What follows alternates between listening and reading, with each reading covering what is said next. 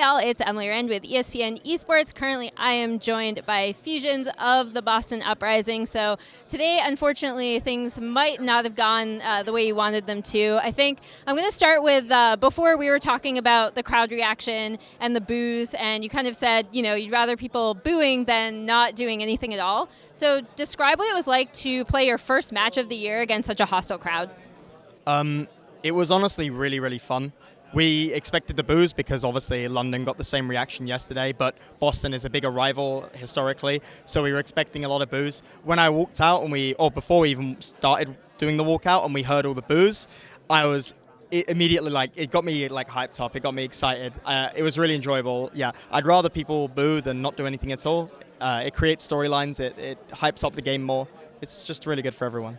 And then just generally, what were some of the main differences playing at a homestand like this versus playing at Bala where you guys were all last year?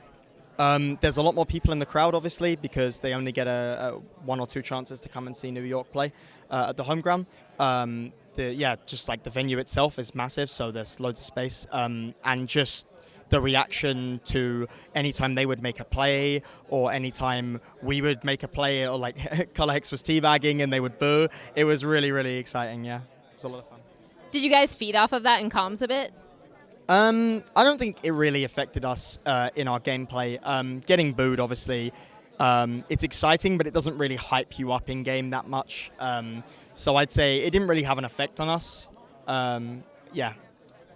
And then you guys changed out a few parts of your roster. It's a kind of a similar core, but a different look going into this year.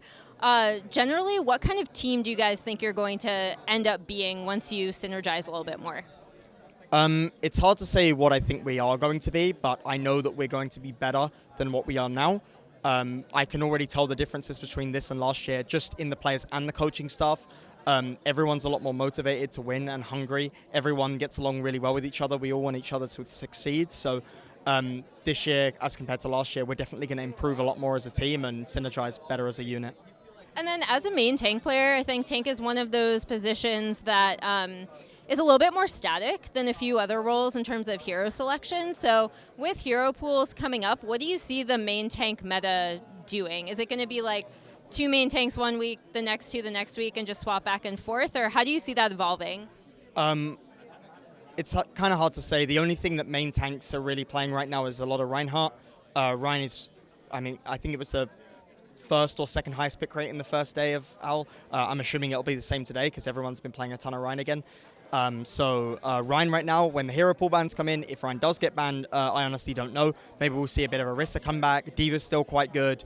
So maybe Orisa, something like that. Maybe some more Winston. Who knows? Ball could be played as well. But overall, it's kind of hard to say because Ryan's pretty dominant right now. All right. Thank you very much for joining me. And for more Overwatch League action, keep it here on ESPN Esports.